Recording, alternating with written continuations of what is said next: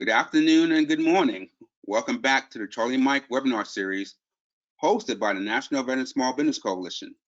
Today is part 5 of our 17-part webinar series. I'm Earl Morgan, the NVSBC Program Director, and to our new attendees, thank you for joining us today. Again, thank you to our 4 sponsors who made this webinar series possible. A couple of brief announcements.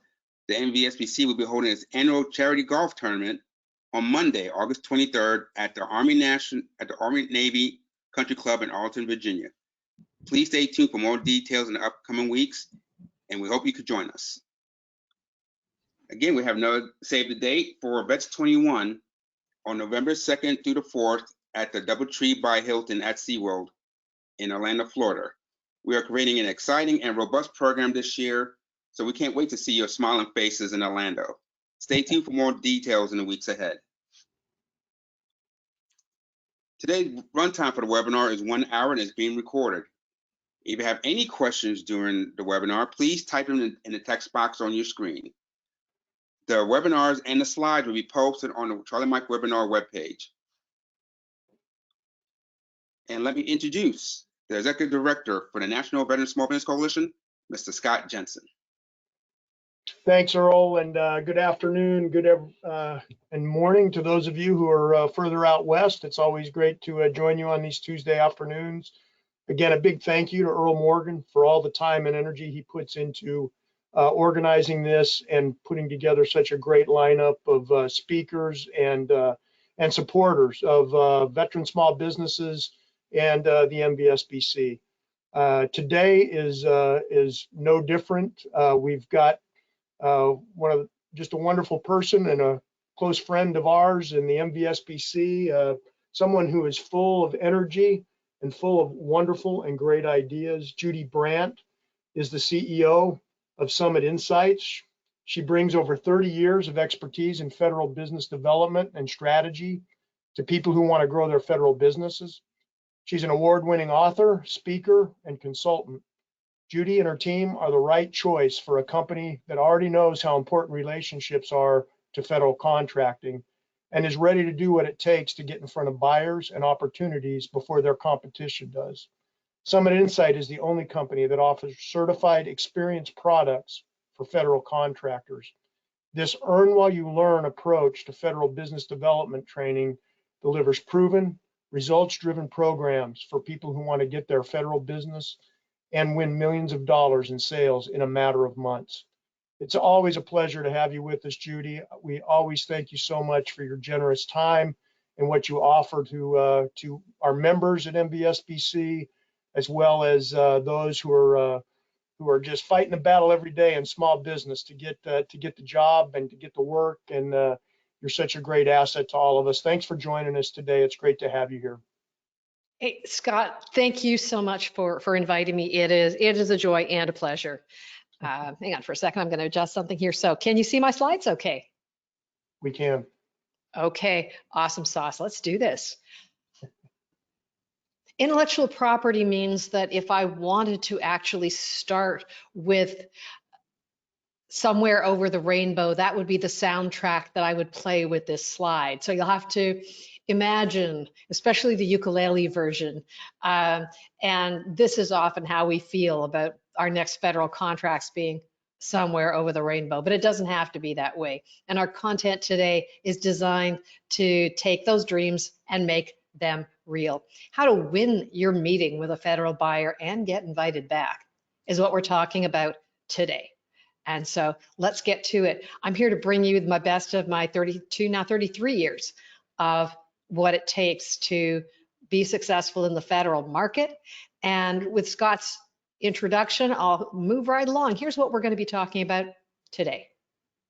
We're going to talk about who your federal buyer really is, the 2 types of wins you need, the 3 checklists you must have, the 4 keys to federal wins, and action. You are here. And that means that I want you to come away with something valuable, some action that you're going to take as a result of the 60 minutes that we are spending together. Please drop your questions in the chat as we go along.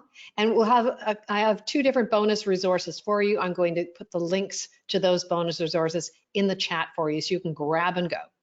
So here we go. You're going to commit to action at the end. So get out a notebook, a scratch pad, whatever you take notes on. As we go along, I want you to write down those things that are sticky for you, because I'm going to ask at the end, what one action do you commit to taking as a result of being here? All right, everybody good with that? Just drop me in the chat. There's no kind of sitting and filing your nails and doing your paperwork. Who's good to go? Drop a me in the chat. Then I want to see you and I want to hear you.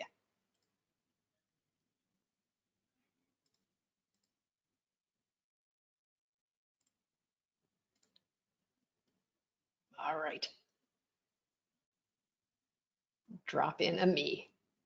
All right, so here we go. Let's get to content. All right, because we're going to use active chat and active Q&A as we go. Okay, so hang on a second here. There we go. Scott's good to go. All right, so I'm going to have a number of questions for you. We're going to do a couple of polls as we go as well. So get ready. So here's, if you come away with nothing else, if your power goes out, if your internet fails, if there's only one thing you take away from our time together, it's this: there's no such thing as selling to the government. You heard me, there's no such thing as selling to government. There's only selling to people. So I want to say, who exactly, this is a chat question, who do you want to do business with right now? Who do you most want to do business with in the federal arena? Drop it. I need to see some responses. Drop it in the chat. Let's see what we've got. Who are your people?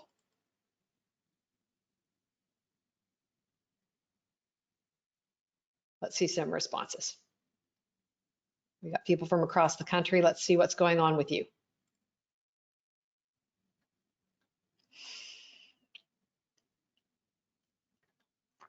Who are they?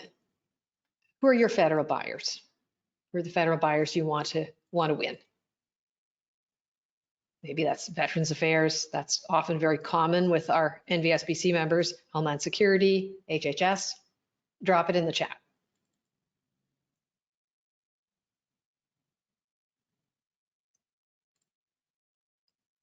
I'm taking a look under Q&A in case it's ended up there. DHS says Norris. Okay. VA we've got. Yep. What else? Where else do you want to be doing business? There we go. All right. For some reason, some people can't see chat. Okay. All right. VA, DHS, and education, HHS, oh, HSS. All right. Good. All right. And this is the way we often think about who are our buyers, who we want to do business with. All right. So here's the thing. When you apply the concept of who you're actually doing business with, I want you to think differently. Think at a more granular level. All right. You're selling to humans. You're selling to humans. All right. So to be successful, you're going to have to develop relationships. And so to be successful, you need to get really specific about who those people are that you're building relationships with. Earl, would you drop the first poll? And there's a reason why I want to ask the first poll, because it's going to determine something that I ask next. So I want to drop a poll and just simply ask what size of organization, what size of federal contractor your company is. So can you, let me think here. Can you launch it? Or maybe I can. Let's see. There we are. Let's see there. Okay. Point and click, if you would. Let's just take a look and see, because depending on the amount of experience you've got in the federal market, there you go. That's going to affect those of you who have answers to the next questions. So we're going to just run this poll for 30 seconds. I'm going to count it down. So just let us know sort of what size business your company is today. There you go. We're going to close this poll in 10, 9, 8, 7, 6. We're at 39% of the vote. We can do better. 5, 4. Come on, we can do this. Yeah. 3, 3.5, 3 3/4. All right. We got about half the vote in. I'll take that. So we got a fair spread. We got about 40% of our folks. If you would close the, oh, there we go. Close the poll and share the printout so people can see what we've got. Earl, share the results. All right. So about a third of the folks who are responding have under 1 million. Just about another third have 10 to 25 million. Another almost a quarter, 5 to 10. So those of you who have won federal business, you have probably had this experience that your federal buyer is more than one person. So let's try that again. Who exactly do you want to get in front of when you think about the concept of federal humans? Drop something in the question, in the question box then. Who do you want to get in front of? Think about it for a minute. Who's going to be important to you? Who's going to matter to you in the federal agency where you want to do business? Let's see some answers. What you got in the question box? Who do you need to get in front of? Who's important to you?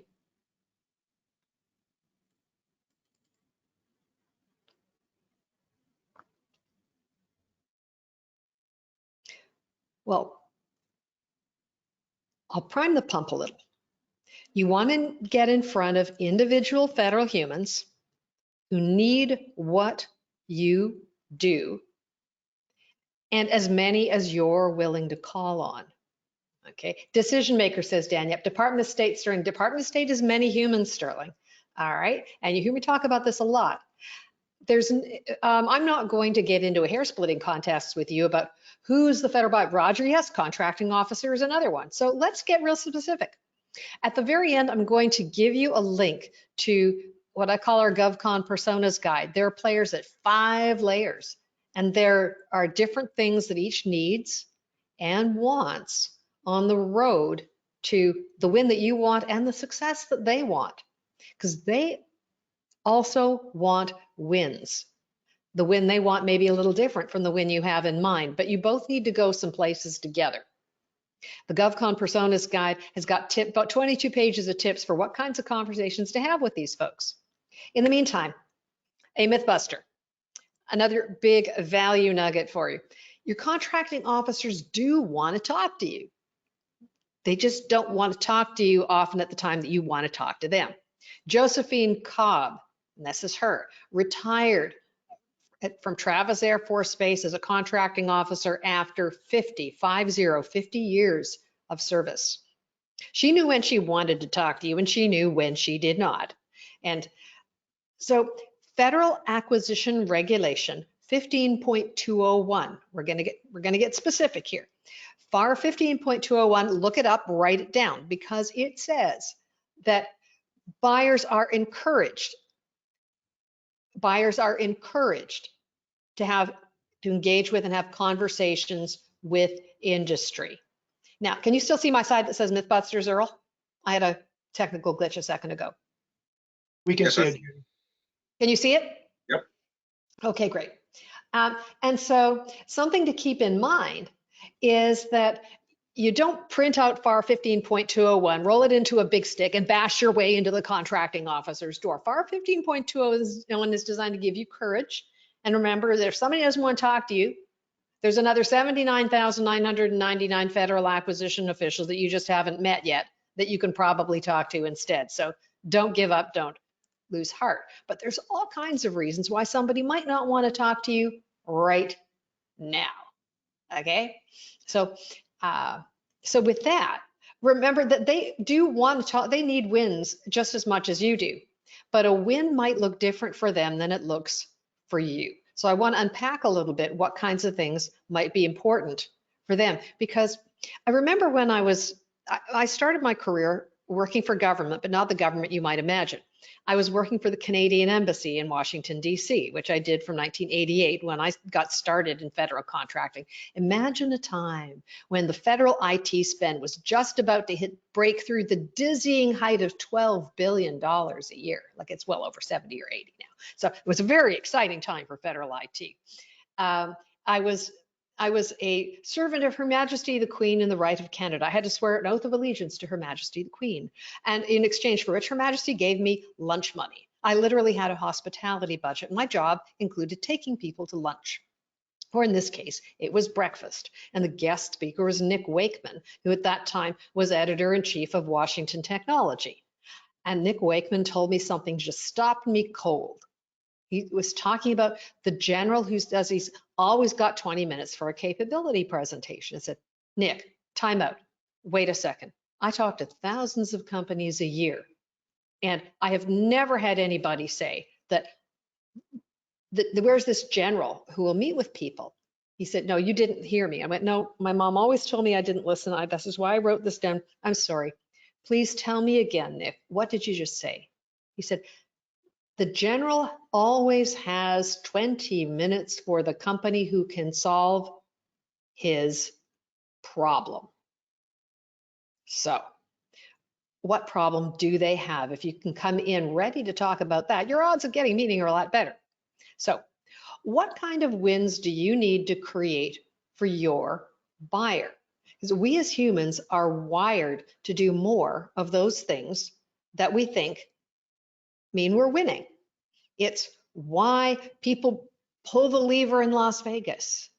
It's after a while, why if you enjoy rather than loathe the runner's high, you'll go out and do that again. The dopamine hit we get from doing something that makes us feel successful makes us want to do more of that thing. So if you understand what it is that makes your buyer or buyers, those cast of characters you need to meet with, if you can figure out what exactly it is that makes them feel like a winner, they're more likely to return your calls and engage with you. So let's look at what kind of wins you need to create with your buyer, because here we're talking about winning your meeting. So the two types of wins you need to succeed, first of all, are to win their attention. That's to get the meeting.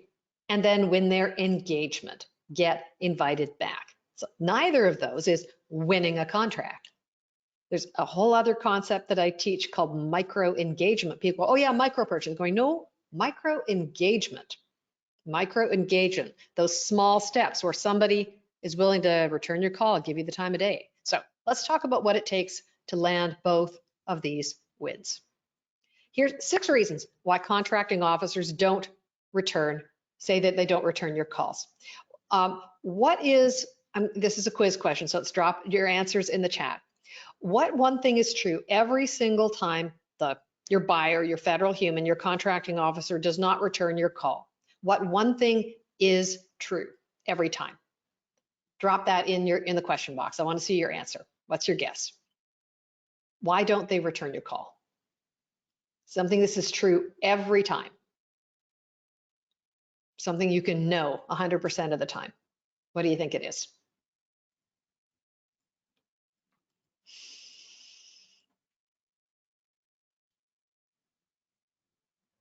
What do you think? Earl, what's your guess while we're waiting for some? Scott. Yes, they don't have the time. Don't have the time. This is a common answer. Scott, why doesn't the contracting officer return your call? Not interested in what you're talking to them about. Not interested. Other priorities. What are the other things? Yeah, I don't understand their problem. Dan, good answer. What's true 100% of the time? What's one thing that you can know absolutely for sure and certain is true? Consultant is too pushy. Thank you, Sterling. You've met me, I see. No. Okay. No interest in your capabilities, says Norris. What else? But something that's always true. You know it's true 100% of the time. Couple more answers. When they don't return your calls, here's the one thing you can know. You can write this down, okay? The one thing you can know when they don't return your call is that they didn't return your call. You have no idea what could possibly be going on. Maybe they got sent on TDY. We have a pandemic. Who knows what new unexpected wrinkle or twist got thrown into their lives. Maybe they had a tech failure. Maybe they had an emergency acquisition they had to help with. Anything could be true until you actually talk to them. You have no way to know. When talking to contracting officers and preparing this presentation, I asked them to share with me what are the reasons why they don't return calls to vendors. So here's what they told me. You left a rude voicemail. Me? Moi? A rude voicemail?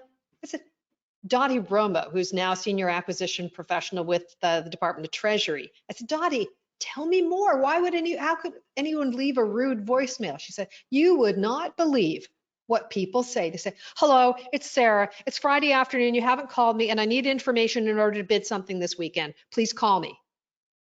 Great. Have you ever been in a hurry, stressed on a Friday afternoon and left that voice? Maybe. So what's it take to not leave a rude voicemail? What's it take? Imagine that when you're leaving that voicemail, you have, let's say, treat it as 30 seconds of complete uninterrupted time right inside someone's head. Your voice is going to be inside their brain. What message do you want to leave? How do you want someone to feel when they hear your voice, that thing you have to say? You've heard the maxim, put a smile on your face and they'll hear it in your voice. And it's true. So think about whether you're in the right frame of mind to go leave that voicemail, and leave one that is just almost as excited as though you reached them in person. Most of us don't think about voicemail as a chance to reconnect as a warm human, and it is that chance. So change your voicemail tactic, have a deliberate voicemail tactic. Now, another reason why they don't return your call, I got a solicitation on the street. You may not be calling about the thing they have on the street. They don't know that. And I gave a presentation once for a set of acquisition professionals in one of the components of the Department of Homeland Security. We had several hundred on the line on this webinar from all across the country. And well over half of them had received specific training in FAR 15.201. And they said they were still hesitant to return a call to industry because they didn't feel confident that they wouldn't screw up. They didn't want to say anything or share anything that might lead someone to believe at some point that they had shared something unfairly. Even though the regulations say you can have open discussions right up until the moment that the solicitation drops. So they are so risk averse. They have everything on the line when they award the contract to you. They have everything on the line to have a career filled with absolutely perfect acquisitions and no protests or no protests lost. So they don't want to do a single thing that could possibly leave them at risk for having a black mark in the file. That means that at promotion time, they're at a disadvantage to their cube mate who has a perfect file. So that hesitation is because they have so much on the line and they want to get it so perfectly. So they don't want to risk answering a call that maybe they would say the wrong thing because they're distracted or let something loose. I've got a solicitation on the street might be another reason why they don't return your calls. I'm out of the office. Some people have been out of the office for an entire year. And I want to put down a footnote. There are some people who say, it's impossible to reach federal buyers. They're out of their offices. They're working from home. I can't reach them. There are other people who say, oh my goodness, these people are home. They're isolated. They have naked toddlers looking for Cheerios. They have, when I talk to them, I can't get them off the phone. It's like I'm the only human they've talked to in months. I have a suspicion that the people who are saying nobody's talking to me might not have made more than a couple of phone calls and given up. Those who choose well, focus, have something really pointed to say, something great to offer, and persist, get through. Third, I don't buy what you do. Lots of folks email or call a whole list of contacts that they find without necessarily having done the research to know that the person that they're calling actually does purchase, is involved in buying what it is that you do. And so they may say, I don't need what you do right now. Buyers, end users, contracting staff have a lot of things on the go. And so just because they don't call you back now doesn't necessarily mean they won't need what you do later. Your research can show you if they've ever bought what you do. It's up to you to stay engaged and start to build the conversation so that you are top of mind when they do need what you do. And then the biggest reason that they don't return your calls is you just haven't broken through the noise yet. There's a certain point in persistence, where you're trying to find that sweet spot between apathy, I left 2 messages, I'm done, and pestilence, you're calling every day and a half. And so that sweet spot in terms of frequency, as well as, if I want to say channel or modulation, what do they like phone? Do they like email? How do they like to hear from people? That sweet spot of how often and how is different for each person. If this seems like a lot of work to figure out, I will tell you this. If you don't have time to learn about your federal buyer, they sure as heck do not have time to learn about you. Individual federal humans. Write it down, take away the concept. So if you want to get in front of your federal buyer, first step is to focus. Get the research done so that you know that you have chosen an office of program and agency where the data shows that there's so many people to talk to that you're never going to run out of opportunity if you kept calling for the next 2 years. One of the biggest mistakes that companies make when they are working really, really hard is to make calls a mile wide and an inch deep so that nobody cares they're alive. You're not showing up often enough to build relationships. I have made that mistake with my business, and it accounts for one of the reasons why it accounts for probably nearly $1 million in lost opportunity and failed business building attempts. I made the mistake of not really focusing on who are the people I'm meant to serve. When I started to focus more specifically and build relationships with people, keep showing up. And some of you are on the line. We have had those conversations. We keep having those conversations. And because I've done the research, I see what your company does. We're going to have those conversations because I'm going to be your person when the time is right. Or you're going to tell me to go away, which is fine. Consent matters. So first focus, then persist and find that sweet spot between apathy and pestilence. So if you want to get in front of your federal buyer, how many instances of contact do you think it takes? Drop a number in the question box, just real quick. How many instances of contact do you think it takes to get from contact to contract? What's your number? Drop it in. What do you think the number is in your experience? What's your number? 3 to 5 touches, 5 to 7, 8 to 15, 20, says Dan. Let's see some more numbers. You are going to work when you are here. We're going to explore this. 10, says Sterling. 10, says Roger. Here's Norris. Talk backwards now. You know the value you bring because you know the needs of the potential buyer you like. You, based on the interaction and conversations, access, ability to have multiple contacts with the buyer, trust. You, no one does business with someone they don't trust. Norris says there's no set number. Norris, of course you're right. If somebody's wanting to figure out how hard do I have to try, when is too little? When should I give up? Data shows that these days it can take 16 to 30 touches from contact to contract. You might do sooner, but the biggest mistake that people make is to give up too soon. So that's different from leaving the same message over and over again. You do have to, as Norris says, build the relationship. So if you want to get in front of your federal buyer, you want to shift the focus of your content more to them than to you. Research everything about them. Hang out where they do. Put yourself in their shoes. What's going on for that person in their job right now? There are over 2 million federal buyers have profiles on LinkedIn. Not everybody does, but many of them do.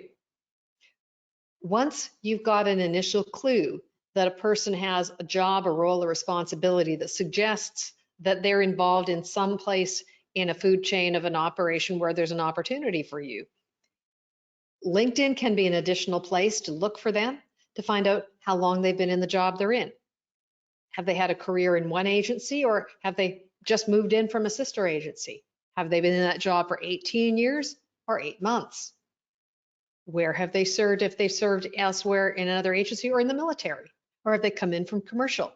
Gives you things, starting points for conversations. Lets you think about what might be important to them. What might a micro win look like? What might they be interested in that you can bring to the table, that you can offer? Offer content and ideas they can use, perhaps not just related to the thing you want to sell, but the other responsibilities that they may be involved in. The person that you're talking to might be involved in the National Contract Management Association, for example, or the Society of American Military Engineers. Maybe they're involved as a chapter chair in an association where you have a mutual interest. They might need a speaker. There's all kinds of things in addition to, hello, here's what we do, please call us, that might help open a door to a first conversation, okay?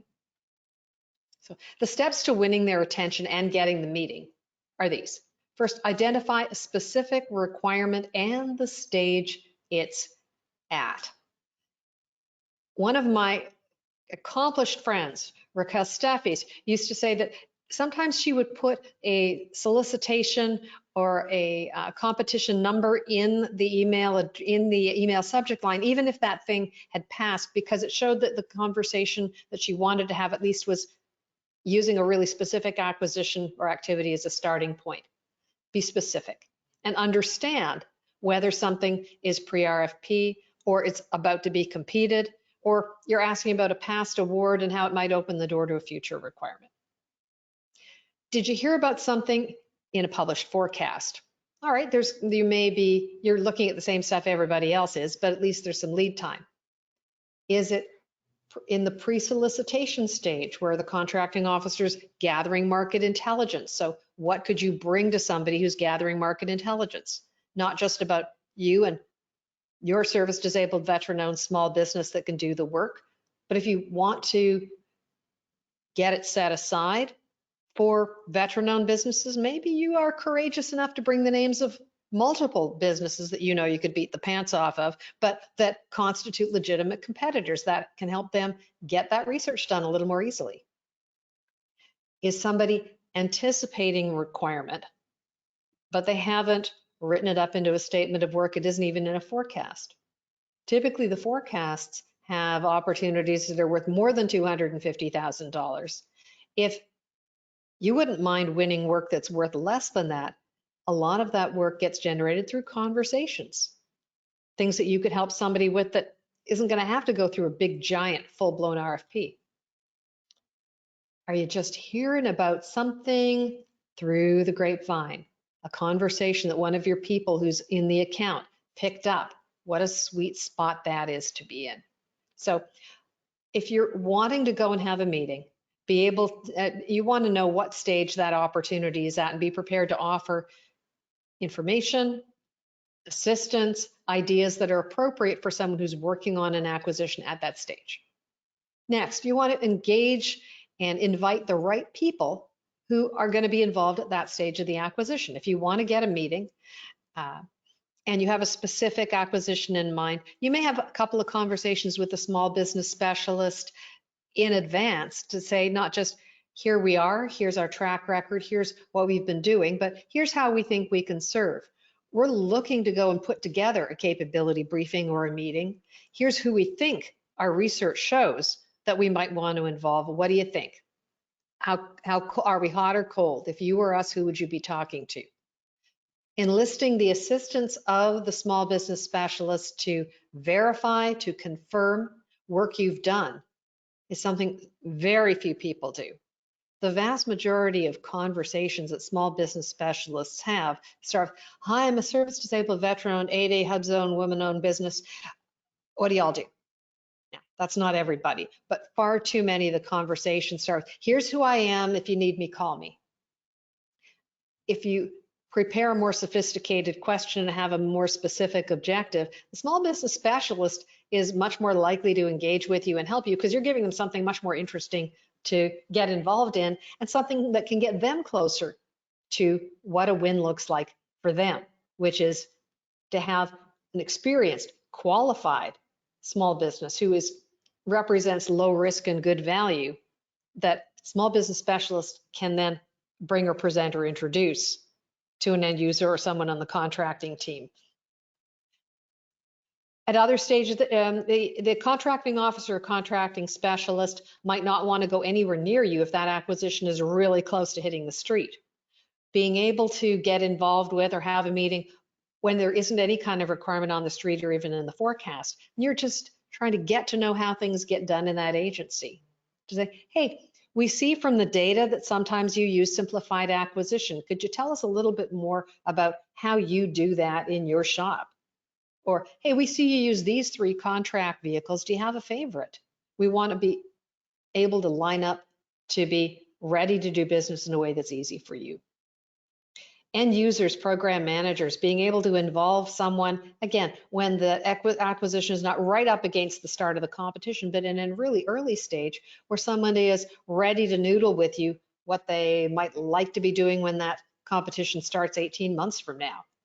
Talk to you about ideas, things that could improve the process or the program or the mission that they're already involved in. There may be small things you can help with, different ways that you can offer ideas to make things easier for them that don't cost you anything, and things that they can get involved in and use right away. You may need or want the stakeholder to be involved. One of my clients puts up rapid erection indestructible buildings, and they were involved in a fast turn sole source at China Lake to get some buildings put up. And so the stakeholder had a big problem, needed to get it solved in a big hurry. But the stakeholder is the one who runs the aircraft program. The stakeholder has all of their stuff inside that building, but they've never really taken a look at all the features of the building itself. The stakeholder, of course, wants to look great in front of other people at that base or in that organization. Stakeholder has an interest perhaps in showing off, here's our solution. Here's how we solved the hangar problem. We think you should all take a look. They get to shine a little bit. They become part of the vendor's quest to get folks' attention, but now the stakeholder has something at stake as well. All right. So thinking about what's in it for them, how can you bring them by spending time with you? What are you bringing them in terms of innovative ideas? What are you bringing them in terms of leading edge trends? Savings, more efficient processes. Are you bringing them greater capacity than they have? Are you bringing them superior production capability, superior quality of a result or a product or an output? Will they be able to implement faster? Are they going to have more people adopting a productive solution or approach? Sometimes what they need is just your proposal in the file to show they shopped. Sometimes you have to be willing to bring that to them. But think about what it is that you're bringing them other than, hi, here's my product or service. What outcome are they going to get? How's their life going to be better because they spent time in a meeting with you? Okay.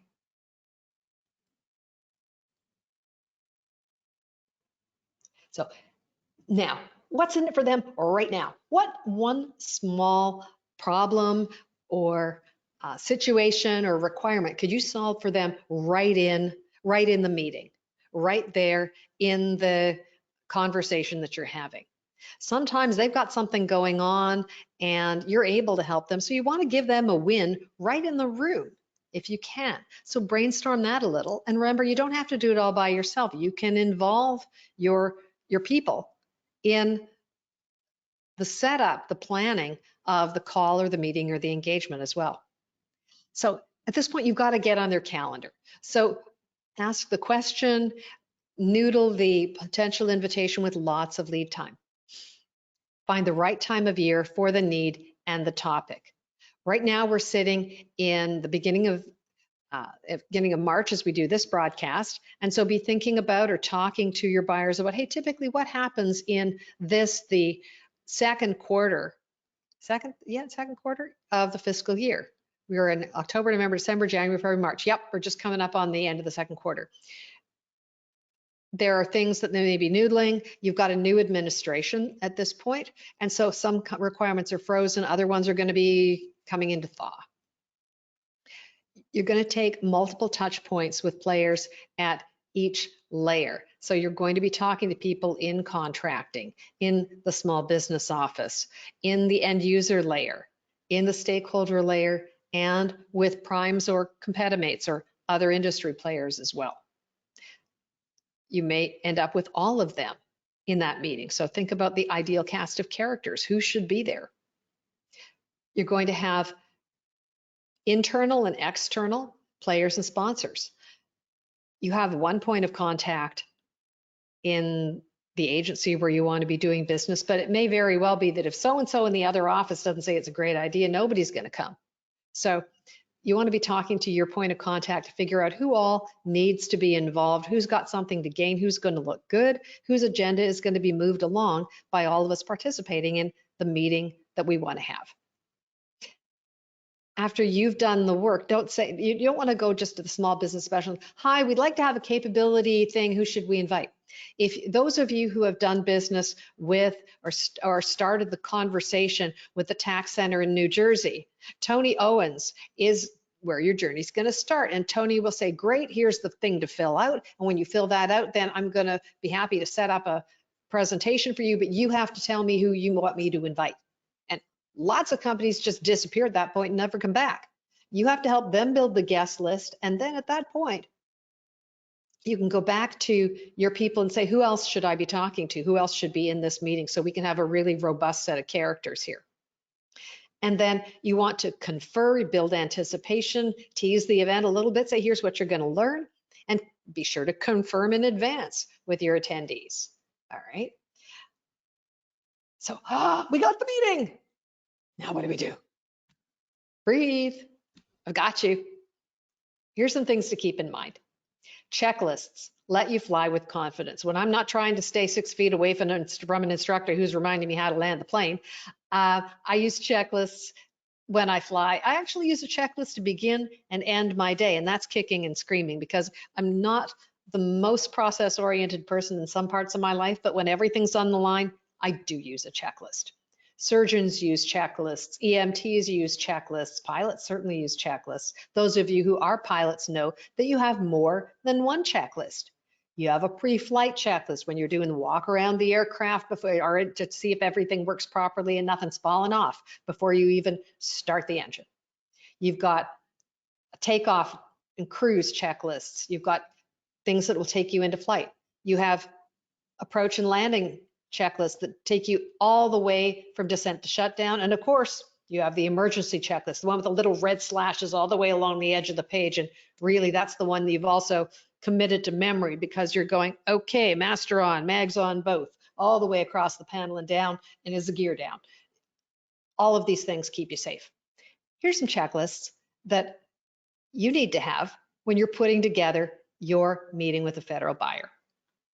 You'll want 3 checklists, and yours are unique. Your pre-flight checklist are those things that take you up to the meeting. You're going to have your takeoff and cruise checklist for call day, and you're going to have your land and shutdown and follow-up.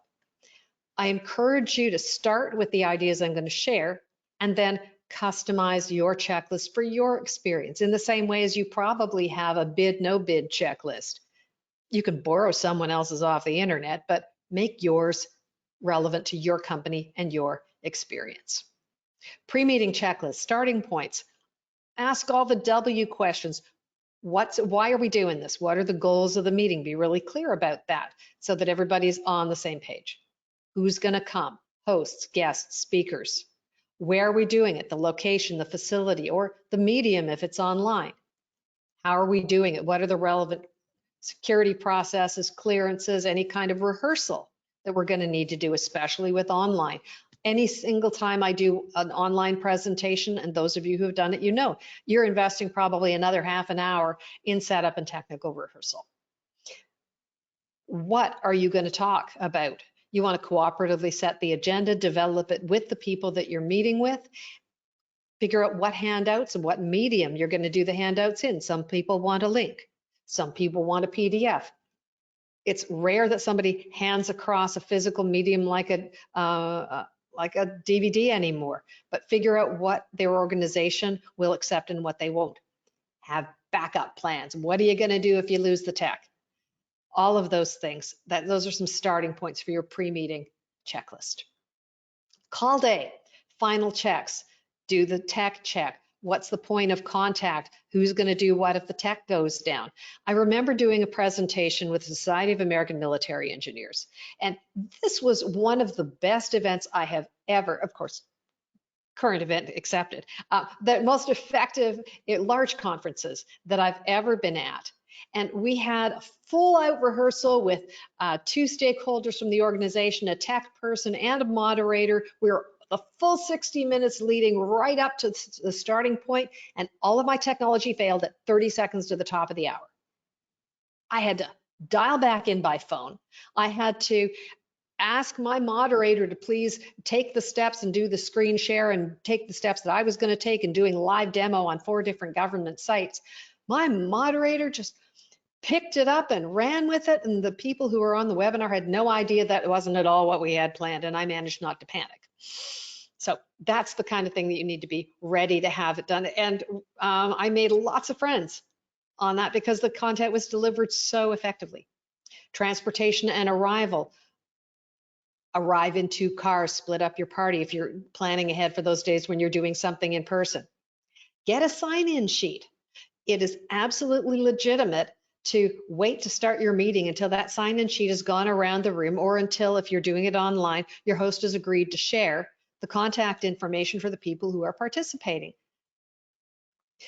For one thing, you may have competimates who are in the room. They've got a .mil or .gov email address, but they're actually .com competitors who are working from a contractor. You want to know if they're in the room. I've had plenty of meetings, and I'll bet you've had ones as well, where 1/3 of the government people say, oh, the government doesn't pay for me to have business cards. Sorry. Get a list. Then what? 600 seconds. How long, Earl, how long is 600 seconds? What? How long is 600 seconds? How much time is 600 seconds? God, a minute? Yeah, no, I don't keep going. 600 seconds. How long is 600 seconds? Math in public is one of my biggest challenges. So you're stepping up. I appreciate that. Thank you very much. I have a hard time with this. How long is 600 seconds? It's 10 minutes. 10 minutes. 10 minutes. Yes, thank you. All of our math whizzes out there. And Thank you. I owe you. I think I owe you. You are willing to play our game, and you are willing to be a good sport, Earl, because I know that the Air Force knows how to do math, because you have to do math if you're a pilot. I'm living proof that it's possible to have very poor mathematical abilities and still be able to fly a plane. Nonetheless, 10 minutes.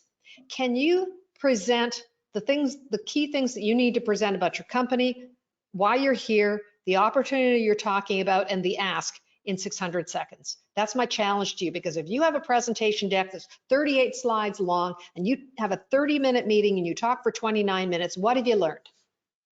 Anybody? What have you learned? Nothing. What happens if you have a 30-minute meeting planned and you have a 29-minute presentation and the meeting loses the tech at minute 18? Who knows? So be able to have 60% of your time available for chat and Q&A. Get to know people, engage. You've got things to ask. They probably, if you're doing it well, have things to ask you. And how? Relax. They are just as human as you are. They have goals. They have things they want to accomplish. The fact that they showed up at all is a huge win. They gave you the single most precious thing any of us has to give each other as humans, their time. You want to make sure you win and engage their attention, because you want the second kind of win. You want to get invited back. And that's what we're on the road to do. Show empathy, be grateful. We're in a time when you can ask someone a question that up until a year ago was kind of a throwaway. How are you doing? How are you doing? How's your family? How is everyone? And stop for a minute and listen and care about that answer. People will forget what you did People will forget what you said. People will never forget how you made them feel. Dr. Maya Angelou. So finally, follow-up checklist.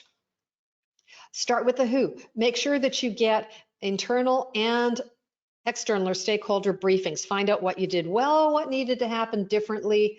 Would they ever have you back? Do what you said you were going to do. Do it when and how you said you were going to do it.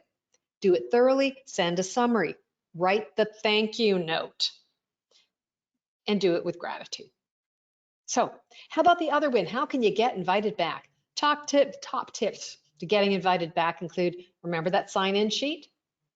Keep your story concise. Have a story, make it about them. Have a past performance story. Have a case study that seems very similar as possible to being able to show them that you've solved their problem for someone who looks just like them yesterday afternoon.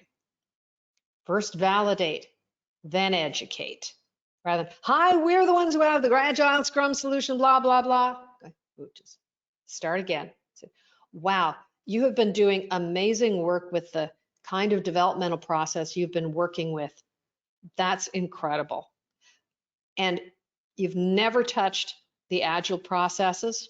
I can only begin to imagine what might happen if you're able to consider some of the things that other organizations we've worked with who are in situations similar to yours have been able to accomplish. Let us tell you about some of those. Bring quantifiable case studies from clients who are similar, things that you can see that there are measurable results that you can show what you've accomplished. Give them a fast result, give them a quick win, a problem you can solve, something they can discover for themselves to have that intense learning experience right in the room. Some of the best stories that get told, some of the best movies, television series, dramas, you as the audience are figuring it out just a couple of steps ahead of the principal characters. You feel smart. Let them feel smart. Let them get engaged. And write your follow-up notes, write your thank you notes, and do all of the follow-up. That's it. There are 4 keys that unlock federal wins. And here they are. Define and identify your specific clients, the folks you're meant to serve. Know what to do, what to say, and what to ask, and when. Systematize your processes. Have a methodical, systematic way to get in front of the people that you need to be talking to, and then use the plan. That's it. Action time. What is in your notebook? Now, what one action are you going to take, and by when, as a result of getting these ideas? Let me see. Appreciative inquiry, says Sterling.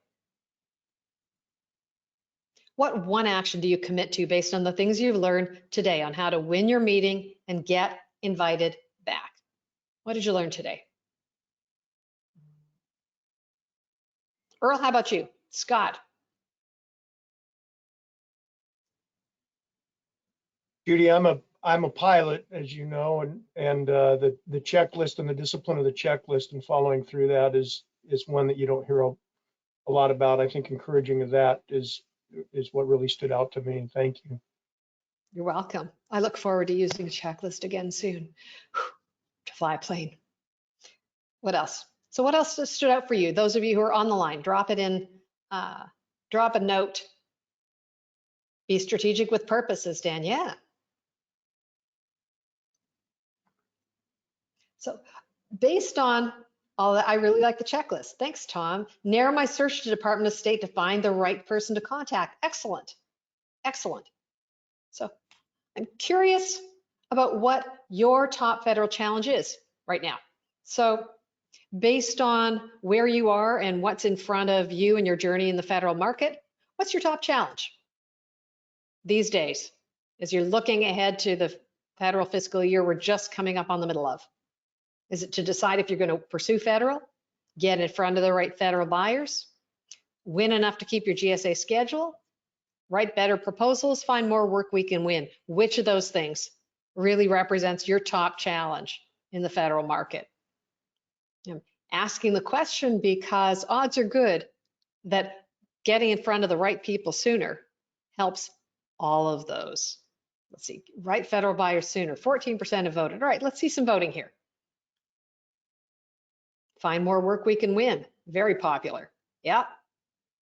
Yep. Finding more work we can win. It's coming up. I'm going to leave that poll open for another minute here. Dan also says find more work we can win. Get in front of the right federal buyers. Yep. I'm going to close this poll in 10, 9, 8, 7, 6, 5, 4, 3, 2, 1. And finding more work we can win and getting in front of federal buyers are our top two by a landslide. So you're in the right place. You are in the right place. Bravo. So we covered a lot. We covered the 2 types of wins you need, 3 checklists you must have, 4 keys to the federal win.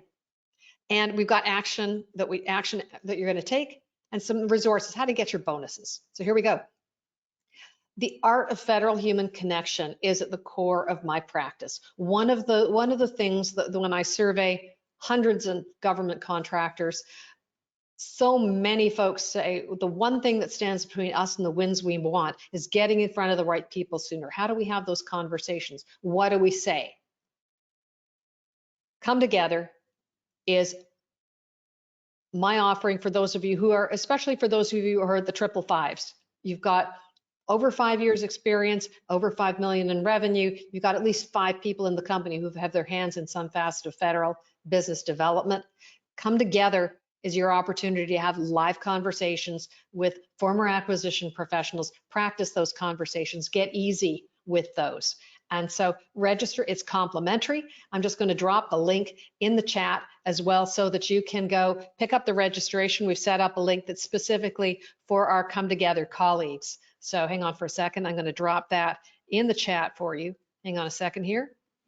So there's one. I'll drop it in chat or Q&A. I'm going to drop it in send to all. Hang on a second. There we go. So that's a link to Come Together.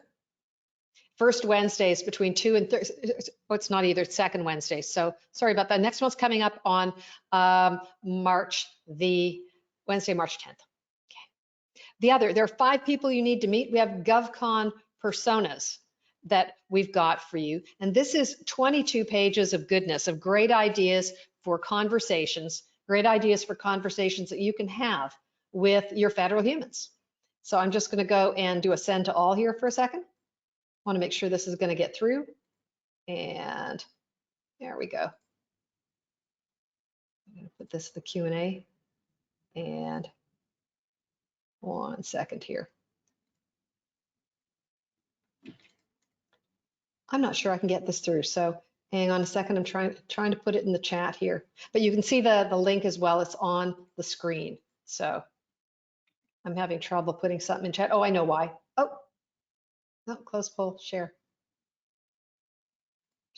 and close and hide. Okay, there we go. All right. And finally, Q&A, if you've got a few minutes, I can hang a little later, or if we got to close, we got to close. So I'd love your guidance, Scott and Earl.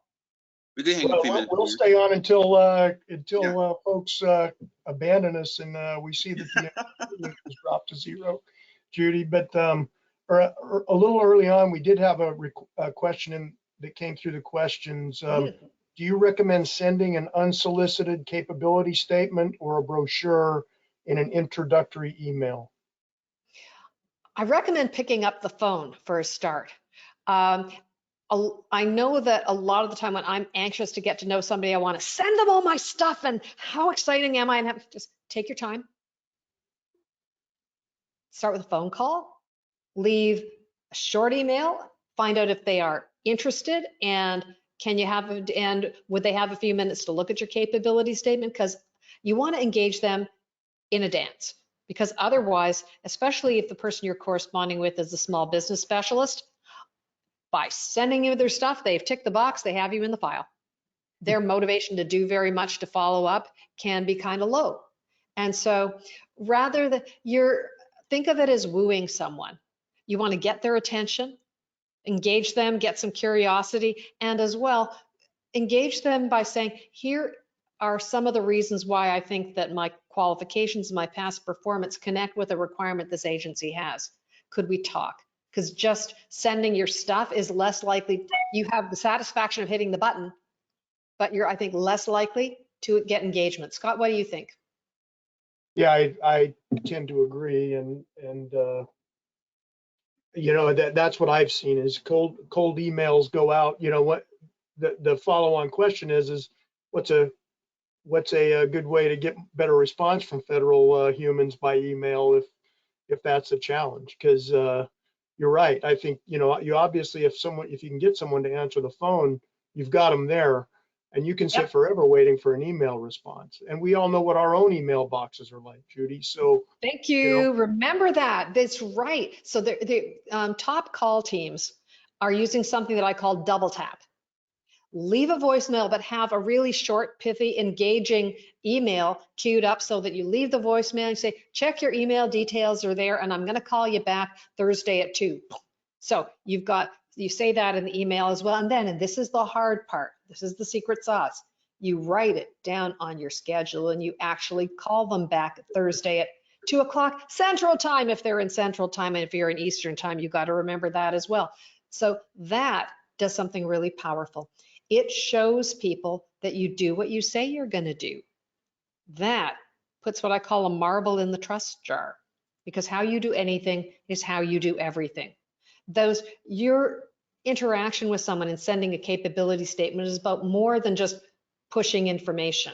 You're beginning a dance. You're beginning the experience that someone has of knowing who you are and the kind of experience they can expect to have every time you're interacting with them. So that unpacks a completely different idea than doing business with the government. You're wooing another human being.